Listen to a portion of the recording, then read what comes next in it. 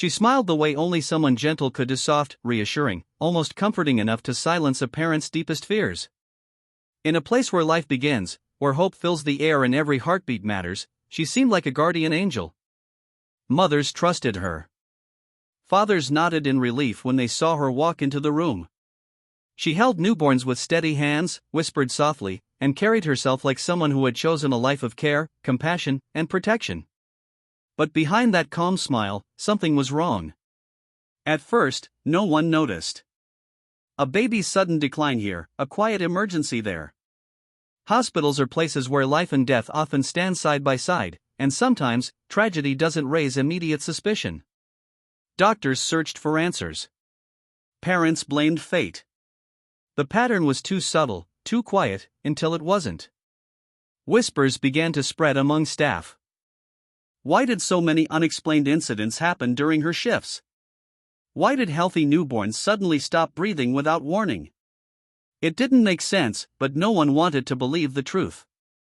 After all, how could someone so kind, so trusted, be capable of something so unthinkable? Then came the moment that changed everything. A closer look. A hidden pattern. A chilling realization. The very person parents trusted with their most precious lives might have been the reason those lives were ending. And when the truth finally started to surface, it wasn't just shocking, it was horrifying. Because this wasn't a mistake. It wasn't an accident. It was something far darker. Something deliberate. And by the time anyone realized, it was already too late. The hospital was known as a place of hope, a place where new life began and families experienced some of the happiest moments of their lives. The maternity ward, in particular, carried an atmosphere of warmth and trust. Nurses moved gently between rooms, monitors beeped softly in the background, and newborn cries filled the air like a promise of the future. Among the staff, she stood out not because she demanded attention, but because she earned it. Calm under pressure, attentive to detail, and always ready with a reassuring smile, she quickly became someone both parents and colleagues relied on. She wasn't new to the profession. In fact, she had built a reputation over time as someone deeply committed to her work. Long shifts didn't seem to bother her. She volunteered for extra hours, often choosing to stay in the nursery longer than required. To the outside world, this looked like dedication. To her co-workers, it made her dependable. And to the hospital administration, she was exactly the kind of employee every medical institution hopes to have. But slowly, something unusual began to take shape, something that, at first, felt like nothing more than coincidence. A newborn who had been declared perfectly healthy would suddenly experience complications. Another baby, stable just moments before, would stop breathing without warning. These incidents were rare, but not unheard of in medical settings. Still, there was something unsettling about the frequency. Doctors ran tests, reviewed procedures, and searched for medical explanations, but each case seemed to end in confusion. There were no clear answers, only grief, questions, and silence. At first, no one connected the dots. The staff trusted each other. They worked as a team, often under intense pressure, and the last thing anyone expected was that the danger could be coming from within. When concerns were quietly raised, they were often dismissed as overthinking or stress. After all, hospitals are places where outcomes can change in seconds, and not every tragedy has an immediate explanation. But patterns don't stay hidden forever. Over time, a few staff members began to notice something deeply unsettling. The same nurse seemed to be present during many of these unexplained incidents. Not always, but often enough to raise a quiet sense of unease. It wasn't proof, just a feeling, a coincidence that refused to fade. Yet in an environment built on trust, even the smallest doubt can feel impossible to voice. So the questions remained unspoken. Parents continued to place their newborns in her care, unaware of the growing tension behind the scenes. Doctors continued their work, focused on saving lives, not suspecting one of their own. And she continued her routine calm, composed, and trusted, moving through the ward like nothing was wrong. But beneath the surface, something was building. A truth that no one was ready to face. And as the incident slowly increased, the line between coincidence and something far more sinister began to blur, setting the stage for a discovery that would shake the hospital to its core. At first, the incidents were spaced far enough apart that no one could have imagined they were connected. A newborn would suddenly experience distress, breathing irregular, heart rate dropping without warning, sending the medical team into a frantic rush to stabilize the child. Sometimes they succeeded. Sometimes they didn't. Each case was treated as an isolated tragedy, explained away by rare complications or unpredictable medical conditions. After all, neonatal care is delicate, and even in the best hospitals, not every life can be saved. That belief, painful as it was, kept suspicion at bay. But patterns have a way of forming, even when people don't want to see them. She was almost always there. Not in an obvious way. Not enough for immediate alarm. But enough that, if someone had taken a step back and looked at the bigger picture, her presence would have stood out like a shadow that followed every unexplained crisis. She worked different shifts, moved between rooms, assisted in emergencies, and quietly blended into the chaos whenever alarms went off. To anyone watching closely, it would seem like dedication, being present when needed most. But in hindsight, it felt like something else entirely. Something calculated. Colleagues began to notice small details. A baby who had been stable just moments before she entered the room would suddenly deteriorate. Monitors would spike or flatline without any clear cause. Equipment would be found adjusted, nothing drastic, nothing immediately suspicious, just enough to create a problem that required urgent attention. And every time, she was there to respond, to assist, to appear concerned. It created a dangerous illusion. Because she wasn't just present during the crises, she was part of the solution. She helped resuscitate infants, called for doctors, and stayed calm under pressure. In fact, some even praised her ability to handle emergencies. They saw her as someone who thrived in critical moments, someone you'd want by your side when things went wrong. That reputation became her shield, protecting her from the very suspicion that should have been growing stronger. But beneath that image, the incidents were becoming harder to ignore. Doctors began reviewing case notes more carefully. They looked for medical explanations, rare conditions, genetic disorders, equipment malfunctions, anything that could logically explain the sudden declines. Yet the answers never came. The cases were too inconsistent, too unpredictable. Some babies had no prior health issues at all. Others had been improving before taking an abrupt turn for the worse. It didn't follow any known pattern of illness. Except one. Her presence.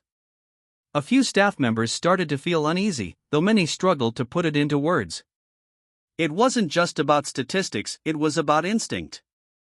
A quiet discomfort that lingered after each incident. Some avoided saying anything, afraid of being wrong, afraid of accusing someone without proof.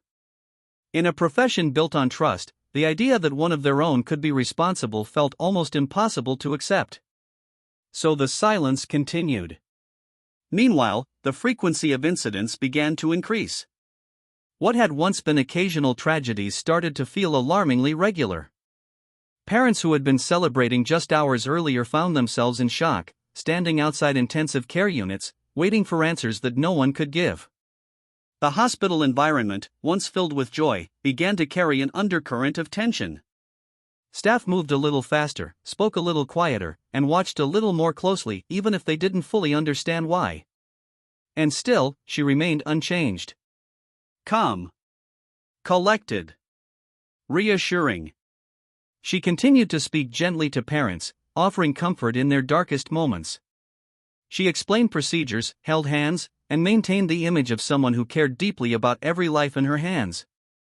It made the situation even more unsettling, because if there was something wrong, it was hidden behind a mask that never slipped. Until small cracks began to appear.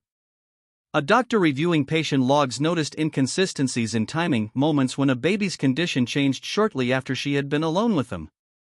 Another staff member recalled seeing her near equipment just before an unexpected emergency. Individually, these observations meant little. But together, they formed something far more disturbing. A possibility. Still, suspicion alone wasn't enough.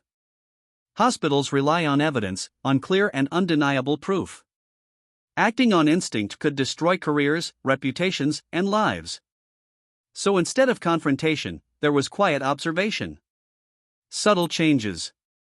More attention paid to schedules, more eyes present during shifts, more caution without explanation. It was a slow shift, but it was happening. And somewhere within that growing awareness, the truth was getting closer to the surface. Yet even as doubts strengthened, no one could fully prepare for what they were about to discover. Because this wasn't just negligence. It wasn't a series of unfortunate medical failures. It was something far more deliberate. Something intentional. And as the pieces slowly came together, one horrifying question began to take shape in the minds of those who dared to consider it. What if the person they trusted to protect the most vulnerable was the one putting them in danger? By the time that question could no longer be ignored, the damage had already been done. Too many incidents. Too many unexplained deaths. Too many grieving families left without answers. And at the center of it all, she was still there. Watching. Waiting. Smiling. As the truth crept closer, step by step, toward a revelation that would shatter everything they thought they knew. By the time the hospital administration could no longer ignore the growing pattern, the atmosphere had already shifted from quiet concern to controlled urgency.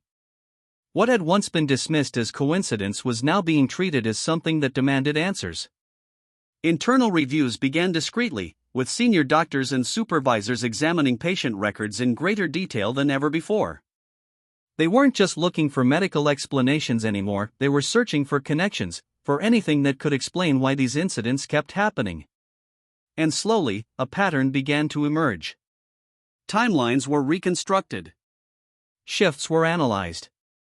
Each case was placed side by side, not as isolated tragedies, but as part of a larger picture.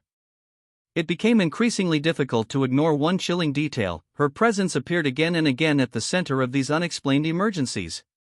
Not in every single case, but often enough to raise serious concern. The more they looked, the clearer it became that this was no longer something they could quietly dismiss.